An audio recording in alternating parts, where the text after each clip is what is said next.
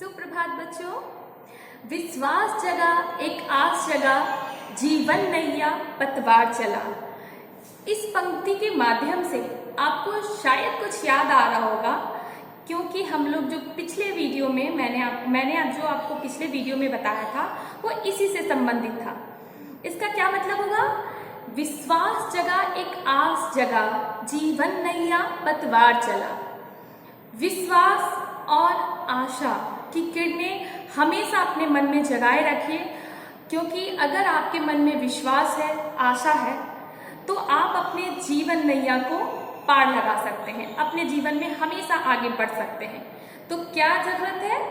विश्वास की और आस की। तो आइए हम लोग इसी के साथ आगे बढ़ते हैं और पढ़ेंगे काव्यांश 3।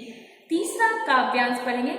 यह सबसे कठिन समय नहीं का काव्यांश नंबर 3। मैंने 2 काव्य की पंक्तियों को समझाया था, आपको भावार्थ समझाया था, अर्थ समझाया था, लिखकर बताई भी थी। तो जो बचे हुए थोड़े से पार्ट बच गए हैं उसके, तो आज हम लोग उसी को समझेंगे। ठीक है बच्चों। इससे पहले जो कविता में हम लोगों ने पढ़ा है, जया जादवानी जी बहुत सारे उदाहरणों के माध्यम से यह बताना चाहती है कि हमारे जीवन में जब कभी हम लोग थक हार कर बैठ जाते हैं और हमें लगता है कि यह हमारे जीवन का सबसे कठिन समय है, तो उस समय इन उदाहरणों को, जो इस कविता में कहा गया, इन उदाहरणों को अपने मन में एक बार सोचना चाहिए और विचार करना चाहिए। और उस समय तब हमें ज्ञात होगा कि नहीं, यह हमारे लिए सबसे कठिन समय बिल्कुल भी नहीं है, क्योंकि इसमें बहुत सारे उदाहरण चिड़ियाँ जो कि अपनी चोंच में तिनका लिए हुए है और उड़ने की चाह में है और घोंसला तैयार कर रही है। तो जब एक पशु पक्षी अपने लिए आश्रय ढूंढ सकते हैं, बना सकते हैं, तो हम तो इंसान हैं। इसके अलावा ट्रेन, रेलगाड़ी का उदाहरण दिया गया।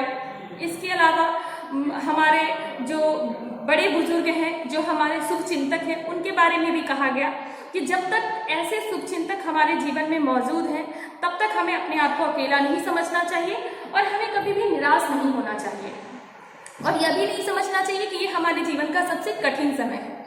तो आइए अब आगे पढ़ते हैं। लास्ट के जो कुछ काव्यांश है वो बचे रह गए थे, मैं उसको पढ़ती हूँ, आप भी समझिएगा, उसका अर्थ समझेंगे और भावार्थ भी जानेंगे।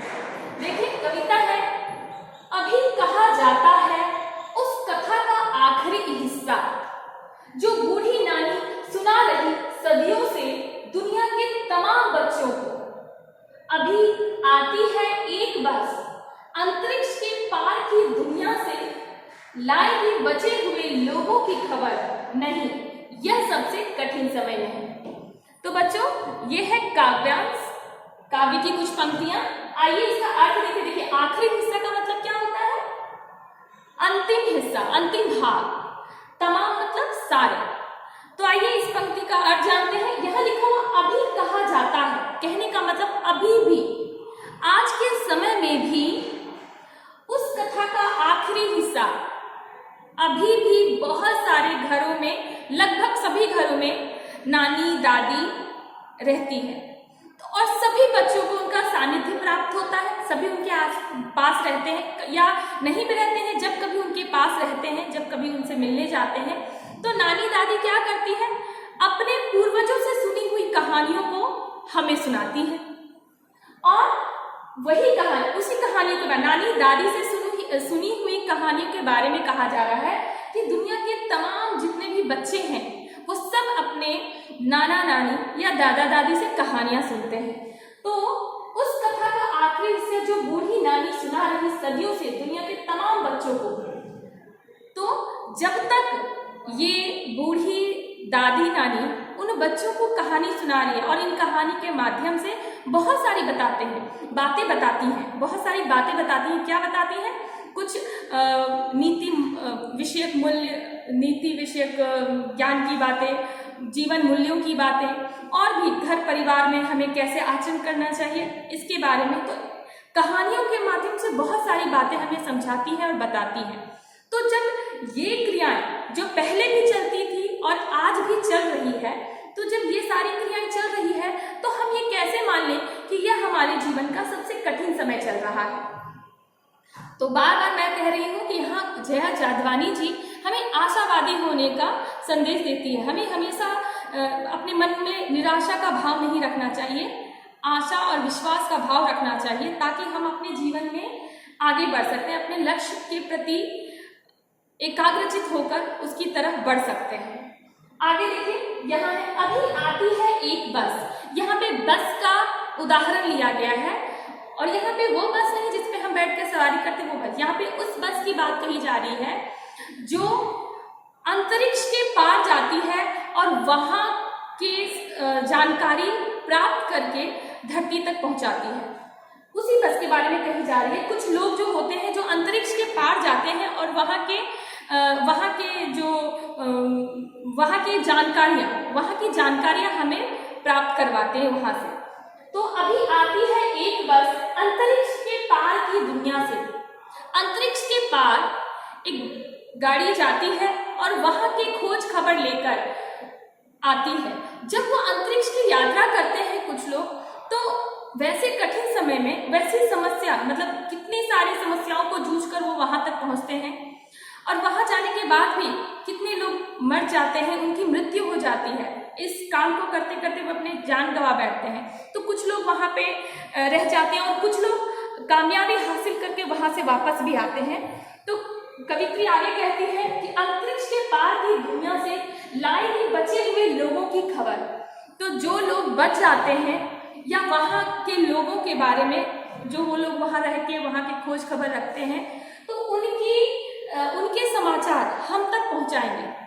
तो यहाँ पर कवित्री जया जादवानी जी इन पंक्तियों के माध्यम से हमें समझाना चाहती हैं कि जिस प्रकार एक अंतरिक्ष में गए हुए इंसान जो बहुत ही मेहनत और मुशक्कत के बाद वहां पहुंच रहे हैं और वहां की खबरें हम तक पहुंचा रहे हैं, तो इसमें बहुत समय लगता है, बहुत मेहनत लगता है और बहुत साहस की आवश्यकता पड़ती है। तो जिस प्रकार ये अपना साहस दिखा रहे हैं, तो ये ऐसे मुश्किल घड़ी में अपने अंदर जो है निराशा का भाव नहीं रखते हैं, आशा और विश्वास के साथ आगे बढ़ते हैं और अपने काम को अंजाम देते हैं।